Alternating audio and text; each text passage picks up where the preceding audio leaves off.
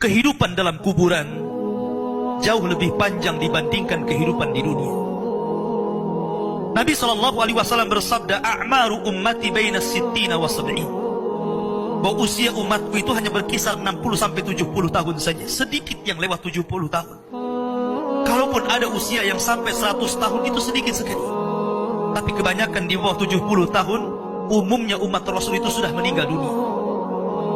Tetapi ketika orang masuk ke dalam kuburan, usia dia di kuburan sampai kiamat ditegakkan itu panjang sekali. Anda bisa bayangkan, orang yang meninggal sejak zaman Nabi Adam sampai hari ini kiamat tidak dibangkit-bangkitkan, menunjukkan bahwa kehidupan kuburan jauh lebih panjang dibandingkan kehidupan dunia. Dari sinilah maka wajar seorang mukmin harus takut dengan kehidupan kuburan. Ma'asyiral muslimin yang dimuliakan Allah Azza wa Jalla.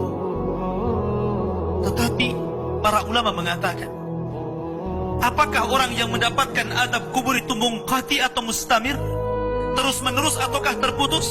Kata para ulama, adab kubur itu hanya terputus dengan tiupan sangkakala Israfil.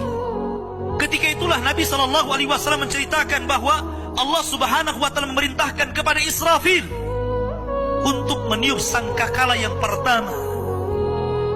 Disinilah adab kubur terputus. Karena ketika itu seluruh orang mati, baik orang yang ada di atas bumi atau yang ada di bawah bumi, baik kalangan jin, baik malaikat, kecuali makhluk-makhluk yang Allah kehendaki saja, semua hancur.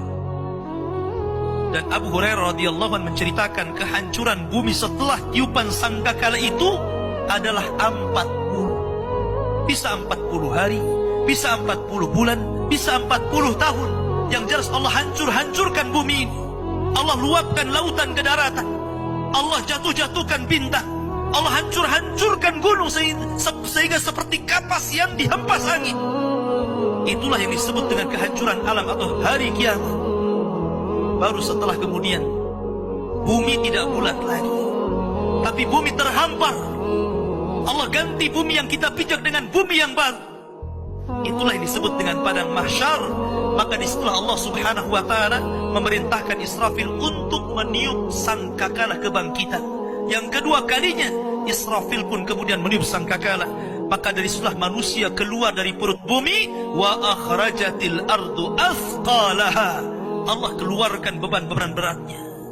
Disitulah orang-orang yang beriman, ketika mereka muncul dari kuburan, maka mereka akan berkumpul dengan keluarganya.